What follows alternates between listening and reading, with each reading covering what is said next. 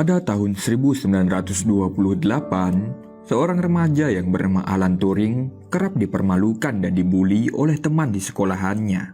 Tak tanggung-tanggung, Alan sampai dikurung di bawah lantai kelas. Untungnya, seorang murid yang bernama Christopher membantunya untuk keluar. Dari situlah Alan mulai mengenal Christopher. Christopher meyakini bahwa terkadang orang-orang aneh dan tak terbayangkan adalah orang yang mampu melakukan hal yang tak terbayangkan pula.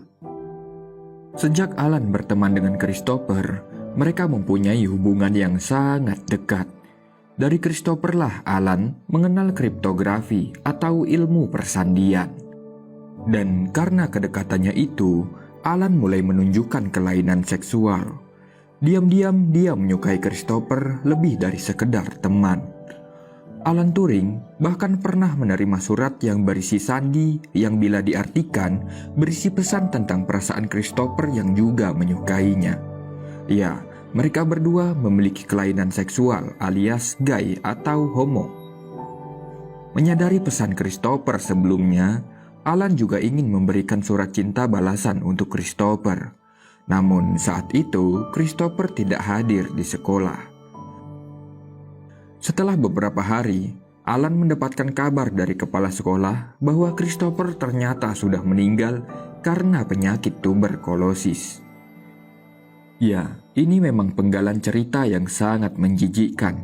Namun, ini hanyalah sebuah masa lalu kelam di balik seorang profesor yang bernama Alan Turing.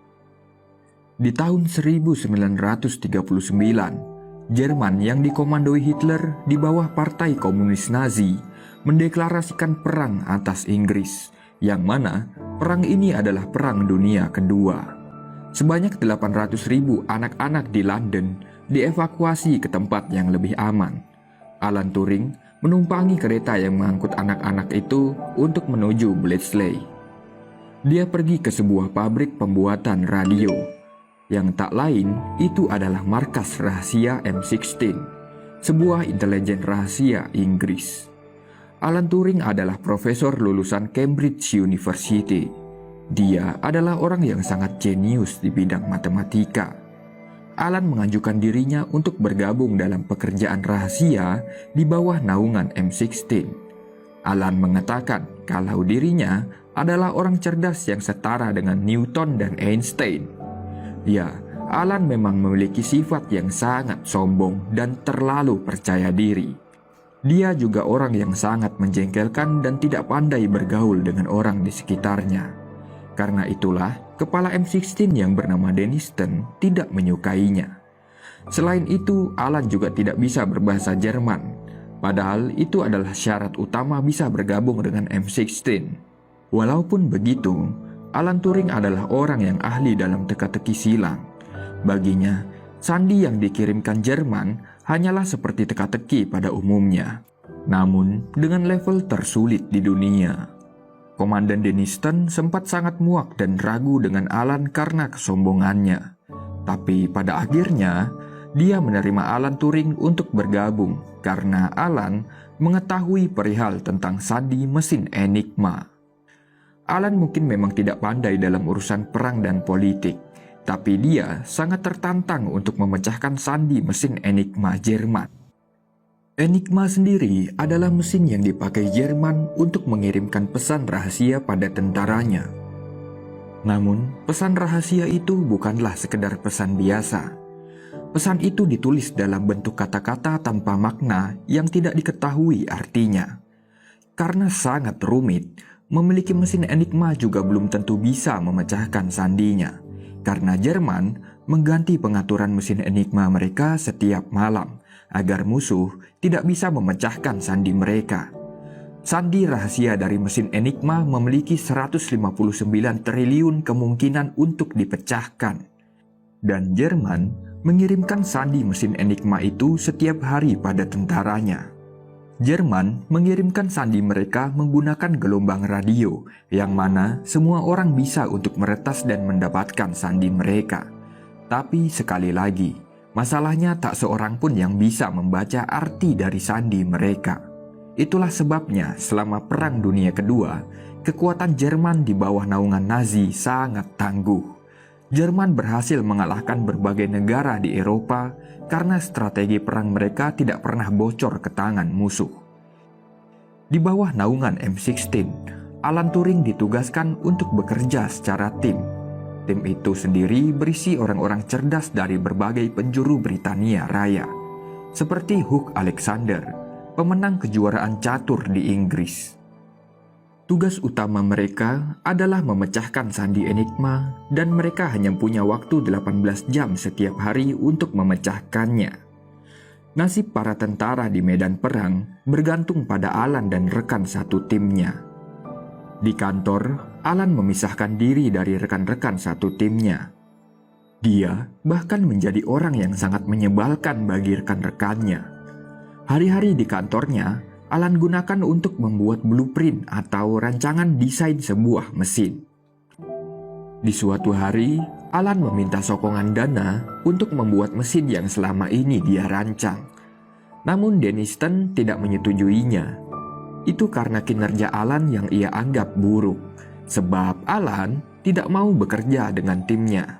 Bukannya sadar, Alan malah meminta Denniston untuk memecat rekan-rekannya dan memakai dana gaji mereka untuk membuat mesinnya. Alan membutuhkan dana setidaknya 100.000 pound sterling. Jumlah uang yang tidak main-main untuk diberikan kepada orang yang sangat menjengkelkan. Alan menjelaskan bahwa sandi dari mesin Enigma Jerman terlalu sulit untuk dipecahkan oleh manusia. Karena itulah Alan menciptakan mesin rancangannya. Ya, untuk mengalahkan mesin, mereka juga harus menggunakan mesin, bukan menggunakan manusia. Karena itu hanya akan membuang waktu. Namun penjelasan Alan itu tidak membuahkan hasil, karena Denniston tetap kekeh dengan pendiriannya.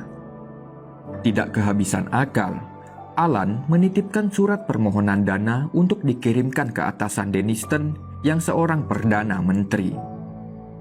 Beberapa hari kemudian, berkat keputusan Perdana Menteri, Alan diangkat menjadi penanggung jawab atas timnya menggantikan Hugh Alexander yang sebelumnya memegang posisi itu. Sebenarnya Denniston tidak menyukai keputusan itu, namun Perdana Menteri memiliki kuasa yang lebih besar darinya. Tanpa basa-basi, setelah memiliki kewenangan, Alan langsung memecat dua rekan timnya, yaitu Kate dan Charles. Alan menganggap dua rekannya itu payah dan buruk dalam bekerja. Keputusannya itu membuat rekan tim yang lain semakin membencinya. Karena kekurangan anggota, Alan memutuskan membuka lowongan untuk bergabung dengan timnya. Tapi lowongan itu bukan sekedar pengumuman, melainkan sebuah teka-teki silang yang kemudian dicetak di koran. Beberapa orang yang mengisi TTS di koran bahkan tidak menyadari kalau TTS itu adalah sebuah lowongan. Siapapun yang berhasil mengisi TTS itu dengan benar bakal mendapatkan surat undangan dari M16 untuk sebuah pekerjaan rahasia. Dan terpilihlah beberapa orang yang sukses mengisi TTS tersebut. Jumlahnya lumayan banyak. Dari semua peserta, hanya ada satu wanita yang berhasil ikut di dalam tes tersebut. Ia bernama Joan Clark. Dan di luar dugaan, Clark menyelesaikan tesnya dengan sangat mudah dalam waktu yang singkat. Bahkan saat peserta yang lain belum merampungkan jawaban mereka. Clark dan satu kandidat yang bernama Jack Good diterima sebagai anggota baru tim Alan. Mayor Menzies memperingatkan mereka bahwa pekerjaan mereka ini bersifat sangat rahasia. Bila sampai terjadi kebocoran informasi, mereka akan dihukum mati atas tuduhan pengkhianatan. Ya, memang seketat itu aturan intelijen rahasia M16. Berkat dana yang sudah mengalir, Alan mulai membangun mesin rancangannya. Sebuah mesin seharga 100.000 pound sterling yang diproyeksikan bisa mengalahkan mesin Enigma milik Jerman. Namun saat itu, Clark tidak bisa melanjutkan pekerjaannya karena orang tuanya tidak mengizinkannya untuk bekerja. Alan lalu mencoba membujuk orang tua Clark. Dia juga membuat percakapan sandiwara dengan Clark yang kemudian meyakinkan orang tuanya untuk memberikan Clark izin.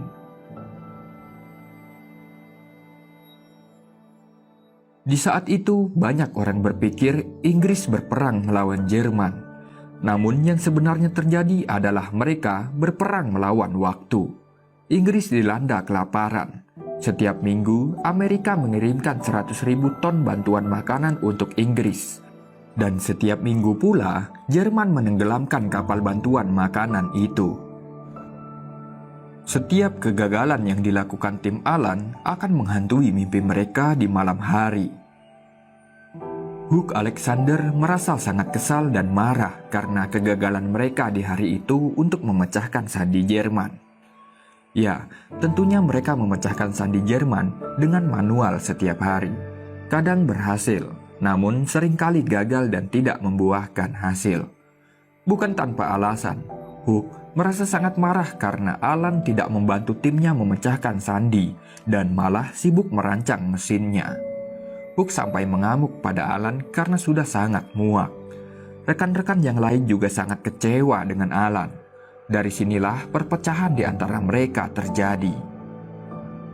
Di malam hari, Alan mencuri beberapa sandi enigma yang sudah pernah dipecahkan.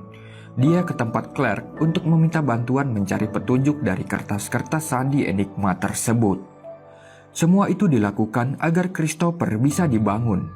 Ya, Alan menamai mesin yang dia buat dengan nama Christopher, teman laki-laki yang dia taksir sewaktu remaja. Alan menjelaskan bahwa mesin yang sedang dibuatnya bukan hanya sekedar mesin yang bisa memecahkan sandi enigma. Dalam jurnal makalahnya di Cambridge University, Alan pernah menuliskan karya ilmiah yang merujuk pada sebuah mesin yang bisa menyelesaikan berbagai masalah. Mesin itulah yang kini disebut sebagai komputer digital. Ya, mesin yang Alan ciptakan adalah cikal bakal komputer digital saat ini. Di suatu pagi, para tentara menggeledah semua barang Alan karena mencurigainya sebagai mata-mata. Karena militer Inggris mendapatkan kabar bahwa ada mata-mata yang sedang menyusup di dalam markas intelijen. Dan Alan adalah satu-satunya orang yang sangat dicurigai sebagai mata-mata karena sifatnya yang sangat aneh dan berbeda dari yang lain. Padahal kenyataannya Alan Turing bukanlah seorang mata-mata. Kabar itu sampai ke telinga Clark yang kemudian membawanya bersantai di kafe. Kebetulan saja rekan-rekan tim Alan juga berada di kafe itu. Seperti yang sudah diketahui, hubungan antara Alan dan timnya sedang tidak baik. Clark menyadarkan Alan bila dia ingin menyelesaikan mesinnya, dia tidak bisa bekerja sendirian. Setidaknya, dia butuh bantuan rekan satu timnya. Ya, begitulah seharusnya kerjasama tim berjalan. Sejak saat itu, Alan mulai merubah sikapnya. Di hari berikutnya, dia membelikan apel untuk masing-masing rekannya. Meski terasa sangat aneh, namun rekan-rekan timnya menghargai pemberian Alan tersebut. Dari sinilah hubungan antara Alan dan timnya mulai membaik. Di tahun 1941, Hugh Alexander memberikan rancangannya untuk menyempurnakan mesin yang Alan buat agar bisa bekerja lebih cepat dan efisien guna menghemat waktu. Setelah semua komponen sudah siap, untuk pertama kalinya mesin buatan Alan Turing mulai dinyalakan. Mesin bernama Christopher itu memiliki banyak rotor atau tabung yang berputar, yang mana di setiap rotor terdapat abjad yang tertulis dari huruf A sampai Z. Cara kerjanya cukup simpel. Jika semua rotor berhenti, maka mereka mendapatkan hasil yang berupa sebuah settingan untuk mesin enigma mereka. Ya, jadi mesin Christopher bukan untuk menerjemahkan sandi, tapi untuk mencari settingan yang tepat untuk mesin enigma mereka. Karena yang membuat sandi Jerman susah untuk dipecahkan adalah Jerman mengganti settingan mesin enigma mereka setiap hari. Jadi, walaupun Inggris memiliki mesin enigma juga, belum tentu Inggris bisa membaca sandi enigma Jerman karena settingan mesinnya berbeda. Tugas mesin buatan Alan adalah mencari settingan yang cocok agar mereka bisa memecahkan sandi Jerman di mesin enigma mereka. Seiring berjalannya waktu, hari demi hari berlalu. Namun kinerja mesin Alan belum juga membuahkan hasil. Hanya beberapa rotor yang berhenti. Komandan Denniston mulai meragukan mesin Alan. Di hari itu, dia menghentikan operasi mesin tersebut karena dia rasa mesin mahal itu sudah tidak berfungsi. Alan mencoba meyakinkan Denniston bahwa mesinnya pasti akan berhasil. Namun kesabaran Denniston sudah habis. Dia sudah tidak percaya lagi dengan apa yang dia lihat. Alan Turing dipecat dari pekerjaannya di hari itu.